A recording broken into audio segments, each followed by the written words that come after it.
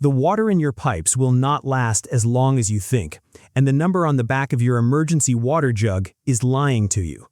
2 in the morning, the toilet will not flush. The tap coughs out nothing but air, and that is the exact moment most American households find out the hard way that 1 gallon a day was never going to be enough.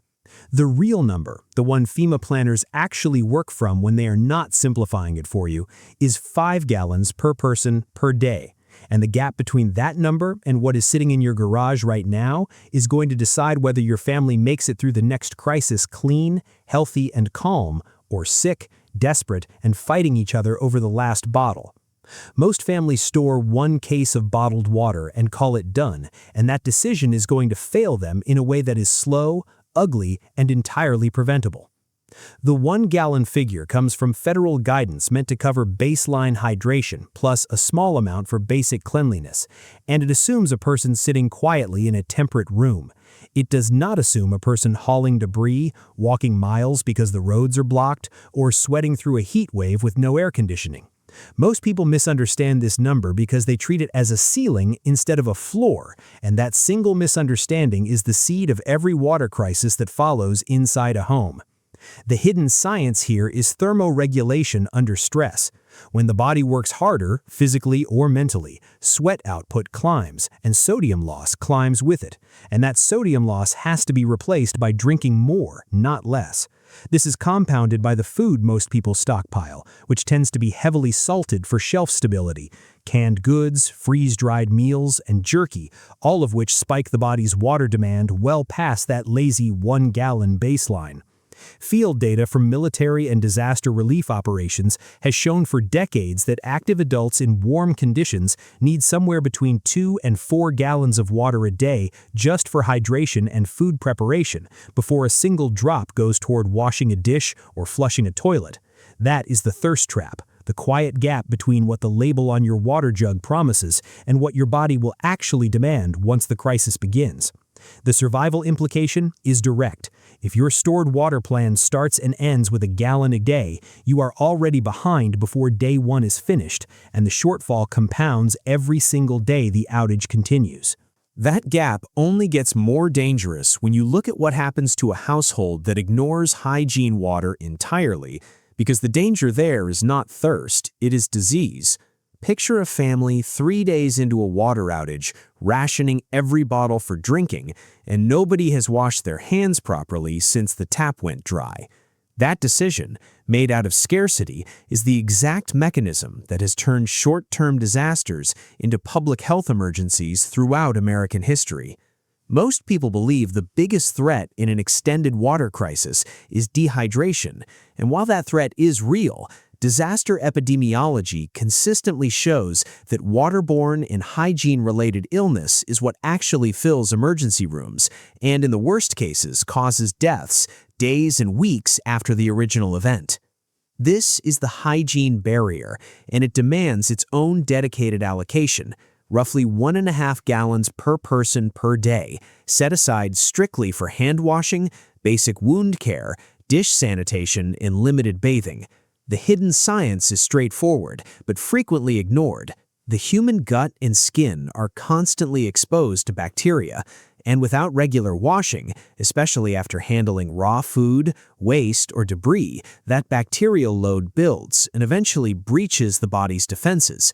After Hurricane Katrina, public health investigators documented spikes in gastrointestinal illness and skin infections directly tied to a collapse in basic sanitation access, not a collapse in drinking water alone.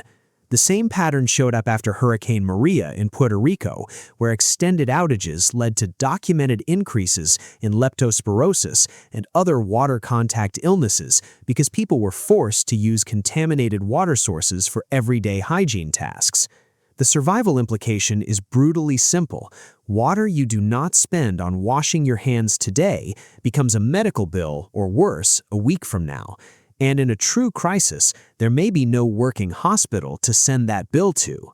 This is where most prepper advice quietly runs out of ideas, because storing 5 gallons a day for a family of 4 for even 2 weeks means over 250 gallons of water, and almost nobody has the physical space or the budget to pre-stock that much bottled water sitting in a garage.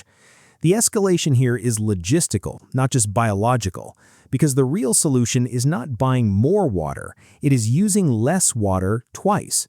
This is secondary use optimization, sometimes called daisy chaining, and it is one of the oldest tricks in institutional disaster response, used in everything from military field kitchens to refugee camp water management. The hidden principle is that water has a hierarchy of cleanliness requirements. Drinking water needs to be the cleanest. Cooking water needs to be nearly as clean. Dishwashing water can tolerate more contamination, and toilet flushing water can tolerate the most contamination of all. Once you understand that hierarchy, you stop treating every gallon as disposable after one use. Water used to boil pasta or rinse vegetables, once cooled, can be reused to do a first-pass rinse on dishes before a final clean rinse with fresh water. That same gray water, once it has done its dishwashing duty, still has enough volume and force to manually fill a toilet tank and trigger a flush, a technique that disaster responders have used for generations in facilities where the sewage lines still function, but the water supply to the tank does not. The survival math changes dramatically once you start daisy chaining, because a single gallon of water can realistically perform 2 or 3 downstream tasks before it is finally discarded, which means your effective water supply, in terms of tasks accomplished, can be nearly double what your raw gallon count suggests. This single shift in mindset, treating water as a resource with multiple lives instead of a single-use commodity, is the difference between a household that lasts 4 days and one that lasts 10 on the exact same stored supply. Even daisy chaining has a limit though, and that limit forces a harder question. Where does the next batch of water actually come from once your stored supply and your greywater tricks run dry? This is where the danger shifts from mismanagement to plain ignorance, because most homes are sitting on a hidden reservoir that the majority of homeowners have never once thought about: the residential water heater. A standard American home holds anywhere between 30 and 80 gallons of water inside that tank at any given moment, and depending on the model, it stays sealed off from a compromised main water line before contamination or draining renders it useless. The hidden engineering here is simple.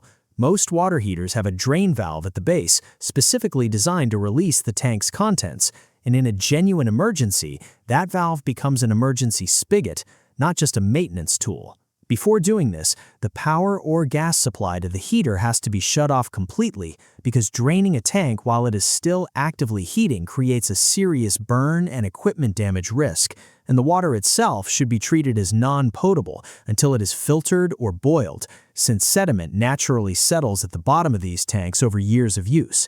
There is a second hidden reservoir living inside your walls right now, and it is the water already sitting in your home's pipes at the moment an outage begins, sometimes called the plumbing charge. Turning off the main water shutoff valve as soon as you suspect a disruption, before pressure drops and outside contaminants can potentially be pulled backward into your lines, preserves that trapped water for controlled use later, accessed simply by opening the lowest faucet in the house and letting gravity do the rest. Emergency management agencies have quietly recommended this exact sequence: shut the main valve early, drain the water heater properly, use gravity-fed taps last for years, but it rarely gets airtime compared to flashier advice about bottled water stockpiles, and that gap in public knowledge is exactly why so many households miss 40, 50, sometimes 80 extra gallons sitting in plain sight inside their own home. None of this technical knowledge matters, though, if the people inside the house cannot handle the psychological transition from unlimited flow to a hard 5-gallon budget. And this is the part most survival content skips entirely, because it is not about pipes or filters, it is about human behavior under scarcity. A household used to unlimited running water experiences a real and measurable stress response the first time someone has to consciously ration a drink or skip a shower. And disaster psychologists have documented this shift as a genuine trigger for irritability, poor decision-making, and interpersonal conflict inside strained households. The hidden mechanism is loss aversion, a well-established principle in behavioral science showing that people react more intensely to losing something they already had than to never having had it in the first place, which means the transition from full water access to rationed water access feels far more threatening to the brain than starting from zero would. This is precisely why families with young children or elderly members experience faster group cohesion breakdown during extended water restrictions. The shift in daily routine is not just physical, it registers as an emotional and social loss. The practical countermeasure that disaster relief coordinators consistently recommend is establishing a visible, agreed-upon water budget before scarcity hits, not during it. Because a family that has already seen and agreed to a 5-gallon per person daily allotment treats rationing as following a plan rather than suffering a punishment. Small daily rituals, like measuring out each person's water allocation into a labeled container each morning, transform an abstract scarcity into a concrete, manageable routine. And that concrete framing measurably reduces the domestic friction and panic responses that disaster shelters and relief workers report seeing again and again in unprepared households. When you step back and look at these pieces together, the thirst trap in the numbers, the hidden cost of hygiene, the multiplying power of reused water, the reservoirs hiding inside your own walls, and the psychological cliff of sudden rationing, a clear pattern emerges. And it is not really about water at all. It is about the gap between what people assume they know and what actually keeps a household functioning under strain.